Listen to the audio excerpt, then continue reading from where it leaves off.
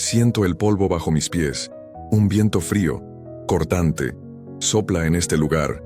Es un valle inmenso, desolador. Lo que veo, oh Señor, lo que veo son huesos, incontables huesos, esparcidos por toda la extensión de este valle. Huesos y más huesos. Un paisaje de muerte, una vastedad silenciosa, clamando por lo que ya no existe. Y no son simplemente huesos. La fuente nos revela. Son huesos extremadamente secos. Tan secos que parecen haber sido abandonados por la vida, por la esperanza, hace siglos. El tiempo, la desolación, la ausencia de todo lo vivo, marcaron profundamente cada uno de esos fragmentos de un pasado extinto. Es la imagen misma de la esterilidad, de la ausencia de futuro. Camino por este valle, bajo la guía divina. Cada paso resuena en el silencio aterrador, y mientras mis ojos recorren esta escena de total, absoluta desolación, escucho la voz poderosa del Altísimo, una pregunta que resuena no solo en mis oídos, sino en la profundidad de mi alma, una pregunta que desafía la lógica, que cuestiona lo imposible. Y el Señor, el soberano, el Dios de todo poder, se vuelve hacia mí, hacia Ezequiel, en medio de esta vastedad de muerte, y pregunta: Hijo de hombre, ¿podrán vivir estos huesos? Una pregunta directa, una pregunta que confronta la realidad brutal que está ante mí. Huesos secos, sin carne, sin tendones, sin piel, sin aliento. ¿Cómo podrían volver a la vida? La mente humana, la razón limitada, no encuentra respuesta para tal misterio. No hay lógica terrenal que explique la posibilidad de vida en este paisaje de muerte completa. Y así, ante lo imposible, ante la pregunta que sobrepasa el entendimiento humano, mi respuesta no puede venir de mí. No puedo afirmar, no puedo negar, no hay sabiduría terrenal que me capacite para responder. Entonces, con el corazón humillado, reconociendo mi total incapacidad, elevo mis ojos al cielo, a la fuente de toda vida, y respondo, no con una solución, sino con una declaración de fe, una entrega total a aquel que todo lo puede. Respondo al Señor, al Dios de Israel. Oh soberano Señor, solo tú lo sabes, solo el Señor conoce la respuesta. La vida o la muerte de estos huesos, la posibilidad o la imposibilidad, todo está en tus manos, en tu voluntad, en tu poder. Deposito allí, en medio del valle de la muerte, toda mi confianza en el Dios que desafía lo imposible, en el Dios que puede traer vida donde solo la muerte reina. La visión se despliega, la lección comienza a ser revelada. Entonces, en medio de aquel paisaje de muerte, la palabra del Señor resonó. Dios ordenó al profeta Ezequiel: profetiza a estos huesos y diles: huesos secos, escuchen la palabra del Señor. Era un mandamiento asombroso. Hablar a aquello que no tenía vida, a aquello que parecía imposible de ser restaurado. Pero la orden vino del soberano Dios, y Ezequiel oyó. Dios prosiguió con su promesa. Él dijo: así dice el soberano, el Señor, a estos huesos: haré que un espíritu entre en ustedes, y ustedes tendrán vida. Vida, la promesa que desafiaba toda lógica humana y natural. Pero no se detenía ahí. La promesa divina detallaba la restauración física completa. Pondré tendones en ustedes, y haré aparecer carne sobre ustedes, y los cubriré con piel. Una promesa de transformación total, de vuelta a la forma humana, entera y completa. Y todo esto tenía un propósito grandioso. Dios declaró: pondré un espíritu en ustedes, y ustedes tendrán vida. Entonces ustedes sabrán que yo soy el Señor. La restauración vendría para glorificar el nombre de aquel que tiene todo el poder. Ezequiel, en reverente obediencia, levantó su voz en el valle. Él profetizó conforme a la orden divina, hablando a los huesos secos la palabra del Señor. Y algo increíble sucedió en aquel lugar de desolación. Un temblor comenzó a sentirse. Los huesos, antes esparcidos y sin conexión, comenzaron a moverse. Se arrastraban unos hacia otros. Un ruido terrible de unión ecoaba por el valle, los huesos encontrando sus correspondientes, articulándose en esqueletos. Una estructura ósea completa se formaba ante los ojos del profeta. Pero la obra no cesó ahí. Sobre los esqueletos recién formados, algo más comenzó a surgir. Tendones se estiraban, conectando los huesos con firmeza. Músculos y carne aparecían, cubriendo la estructura ósea. Y finalmente, la piel se extendía sobre todo, revistiendo los cuerpos con la apariencia humana. En un instante divino, la primera parte del milagro estaba completa. El montón de huesos secos se había transformado en una vasta multitud de cuerpos humanos, enteros y restaurados físicamente, de pie en el valle. Una visión asombrosa del poder de la palabra de Dios y de la obediencia del profeta. La vida aún no habitaba en ellos, pero la forma estaba allí, restaurada por la orden del Señor. Lo imposible comenzaba a manifestarse. Ezequiel había hablado, había profetizado a los huesos secos conforme a la orden del Altísimo, y algo verdaderamente asombroso había sucedido ante sus ojos incrédulos. El valle, antes silencioso y lleno de desolación, se llenó de un sonido de traqueteo, un temblor que hizo vibrar la tierra bajo sus pies. Los huesos, esparcidos y sin vida, comenzaron a moverse, a juntarse unos con otros con una precisión divina, hueso con hueso, articulación con articulación. La estructura esquelética de incontables cuerpos se formaba, una reconstrucción milagrosa surgiendo del polvo y la sequedad, y no paró ahí. Sobre esa estructura ósea recién formada, tendones y músculos comenzaron a aparecer, tejiendo una red de carne y fuerza. La piel entonces se extendió sobre todo, cubriendo y completando la forma externa.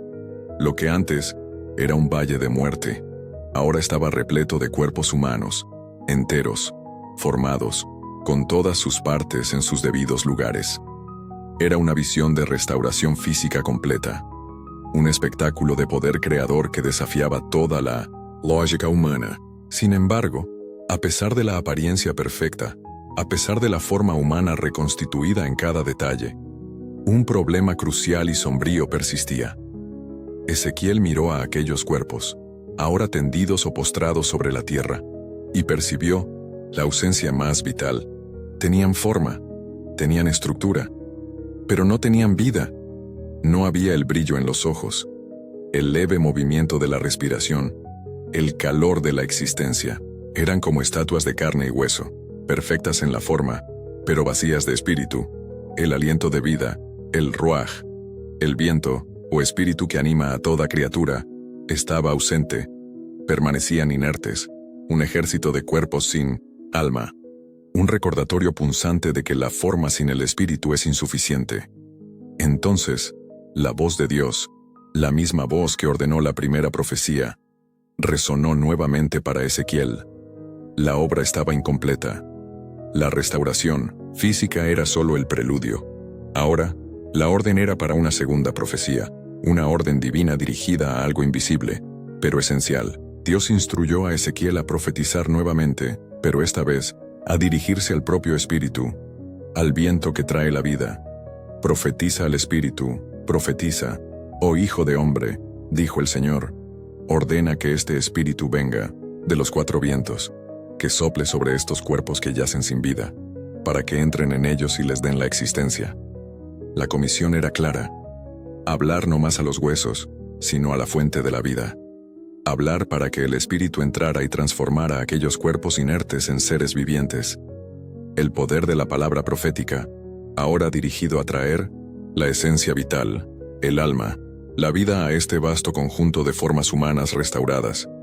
La tarea parecía imposible, pero era la orden del Dios que crea y recrea. La segunda parte del milagro dependía nuevamente de la obediencia del profeta. Hablar vida donde había solo la apariencia de vida.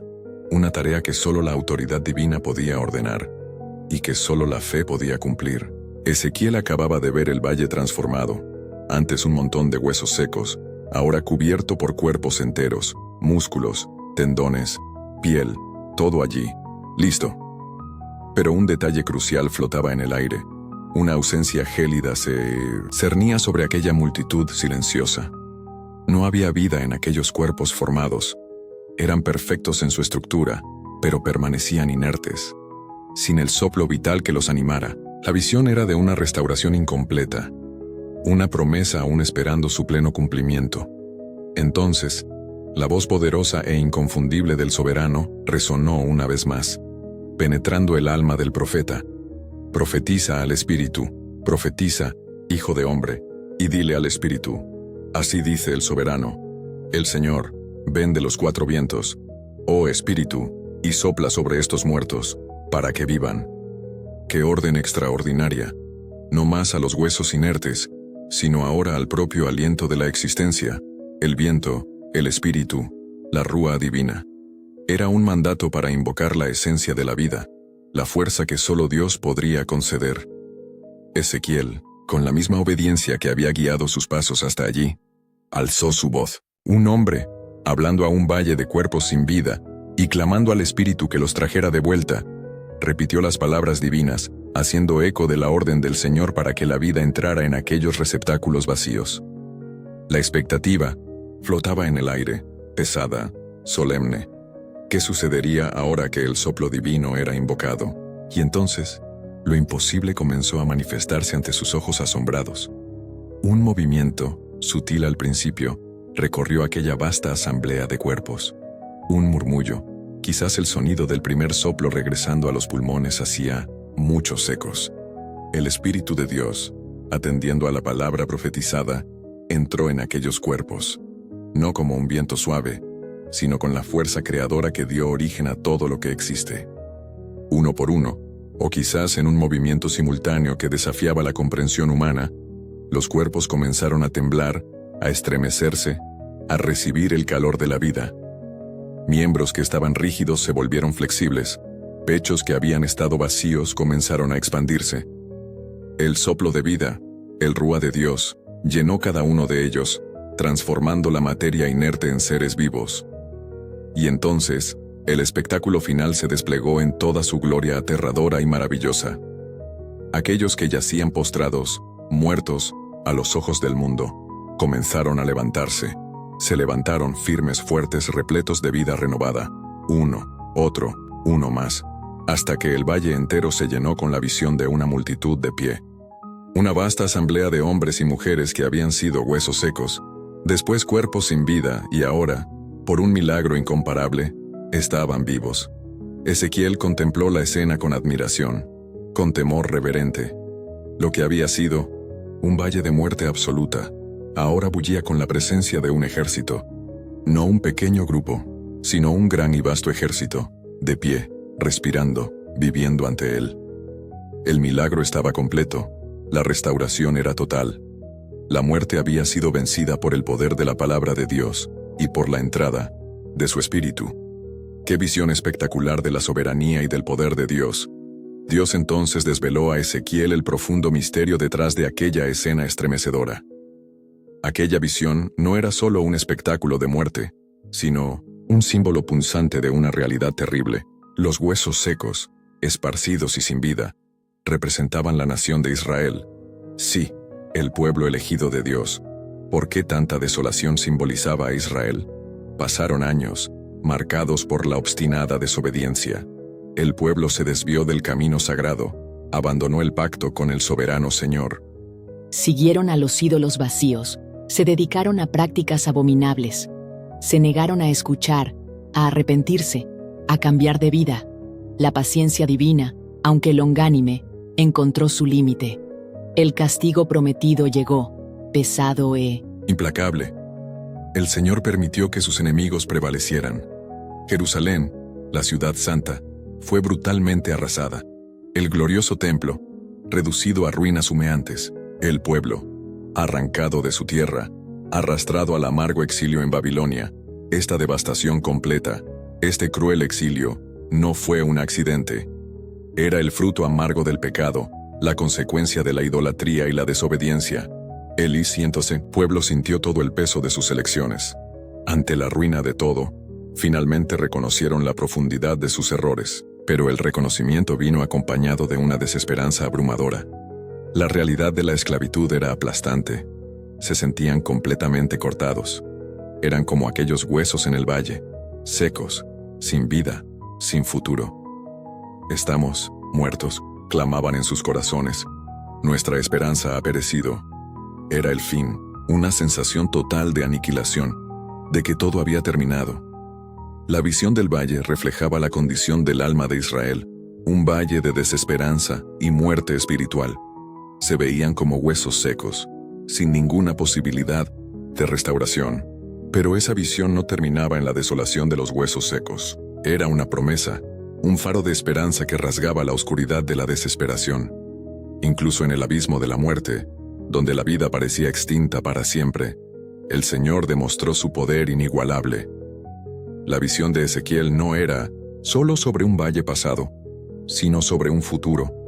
Era la señal de la fidelidad divina, el anuncio de que Dios cumpliría su palabra para con Israel. A pesar del castigo merecido, a pesar del exilio que los redujo a un estado de huesos secos, Él no se había olvidado de su pueblo. La promesa era clara. Él los restauraría.